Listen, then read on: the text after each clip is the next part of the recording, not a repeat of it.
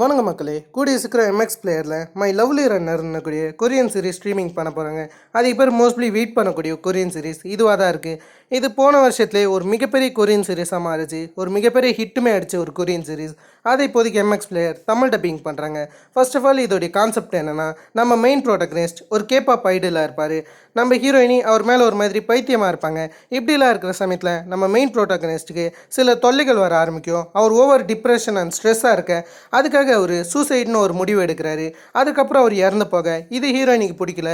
ஹீரோயினி அவர் இறந்துட்டாரான்னு கேட்டவொடனே ஒரு மாதிரி மன உடைச்சலுக்கு உள்ளாகிறாங்க. அந்த ஒரு சம்பவம் நடக்கும்போது ஹீரோயினிக்கு வேற ஒரு சம்பவம் நடக்க ஆரம்பிக்குது. ஹீரோ இறந்த உடனே ஹீரோயினி டைம் ட்ராவல் பண்ண ஆரம்பிக்கிறாங்க. இதுக்கு பின்னாடி ஒரு வாட்ச் இருக்குது. அதுக்கு பின்னாடி ஒரு சின்ன பேக் ஸ்டோரிங் போயிருக்கும். அது வைக்கல ஹீரோயினி பாஸ்ட் டைமில் எனக்கு போகும்போது தான் ஹீரோ யாருன்ற விஷயம் தெரிய வருது. ஹீரோ வந்து இவங்களுடைய எதிர் வீட்டுக்காரன்ற மாரி ஏகப்பட்ட ஸ்டோரிஸ்லாம் போயின்னு இருக்கும்.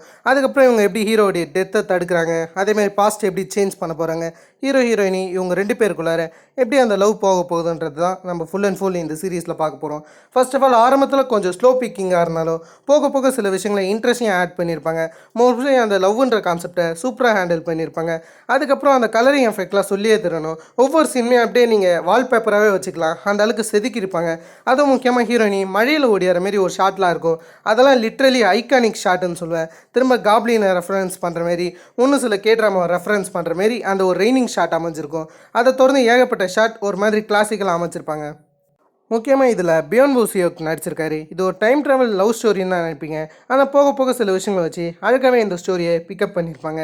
அதால் எனக்கு இந்த ஸ்டோரி பிடிக்கும். இது ரிலீஸ் ஆகும்போது ஆன்கோயிங்லேயே நான் ஃபினிஷ் பண்ணிவிட்டேன். ஒரு தரமான ஸ்டோரி லைனை வச்சு ஏகப்பட்ட விஷயங்களை அழகாக ஹேண்டில் பண்ணியிருப்பாங்க. ஃபர்ஸ்ட் ஆஃப் ஆல் இதில் பியோன் பூசியோக் தான் நடிச்சிருப்பாரு. அதுக்கப்புறம் கிம் ஹே யோன் நடிச்சிருப்பாங்க. பியோன் பூசியோக் ரீசெண்டாக வந்து சோலோ லெவலிங் லைவ் ஆக்ஷன் நடிக்கிறதா சொல்லியிருப்பாங்க. கண்டிப்பாக எப்படி இருந்தாலும் சோலோ லெவலிங்க்கு ஃபேன்ஸ் இருப்பீங்க. இவர் லைவ் ஆக்ஷன் ஜின்வுவா செட்டாக வரன்றதை நீங்கள் இந்த சீரீஸை பார்த்து கன்ஃபார்ம் பண்ணிக்கலாம். செப்டம்பர் 8 அன்றைக்கி எம்எக்ஸ் பிளேயரில் இந்த சீரீஸ் ரிலீஸ் ஆக போகுது. இது மட்டும் தானான்னு கேட்டிங்கன்னா, மை லவ்லி லேயர்னு இன்னொரு சீரீஸ் இருக்குது. அதில் கிம் சோ ஹியோன் ஒரு டாப் ஆக்ட்ரஸ் நடிச்சிருப்பாங்க. கண்டிப்பாக நீங்கள் அதையுமே செக் பண்ணி பார்க்கலாம். ரீசெண்டாக குட் பாயில் கூட பார்த்துருக்கலாம். இதோடைய கான்செப்ட் என்னென்னா, ஹீரோயினால் மற்றவங்க பொய் சொல்ல முடியுமான்ற விஷயத்தை கண்டுபிடிப்பாங்க. அதை தொடர்ந்து ஹீரோயினுக்கும் ஹீரோவுக்கும் வரக்கூடிய அந்த சில லவ் ஸ்டோரிஸை தான் இதில் ஹேண்டில் பண்ணியிருப்பாங்க. நான் மை லவ்லி லேயருக்கு கூட வெயிட் பண்ணல, மை லவ்லி ரன்னருக்கு தான் வெயிட் பண்ணுறேன்.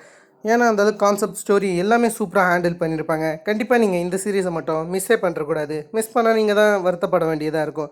செப்டம்பர் 8 அன்றைக்கி நம்ம மை லவ்லி ரன்னரையும் அதுக்கடுத்தது மை லவ்லி லேயரையும் பார்த்துடலாம். ஓகே, இதே மாதிரி நான் உங்களை வேற ஒரு நான் லாசமான வீடியோவில் சந்திக்கிறதுக்கும் ஆஃப் ஃபன் கைஸ்.